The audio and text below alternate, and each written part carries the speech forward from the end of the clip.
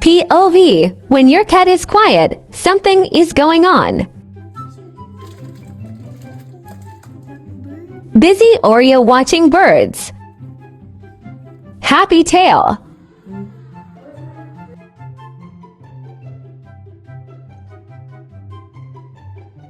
Starts chattering or chittering.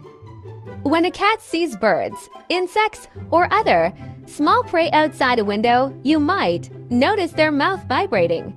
Cats are natural hunters. When they see prey they can't reach, their hunting instincts kick in. They get excited and frustrated. The mouth movements may mimic the kill, but they would use in real hunting. Since they can't actually chase or catch the prey, that energy builds up and comes out as a rapid jaw movement and chirping sounds.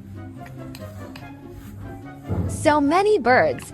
I know he wants to go out, hey ha ha ha, but it's very cold outside. Watching seriously. Please like, share, and subscribe.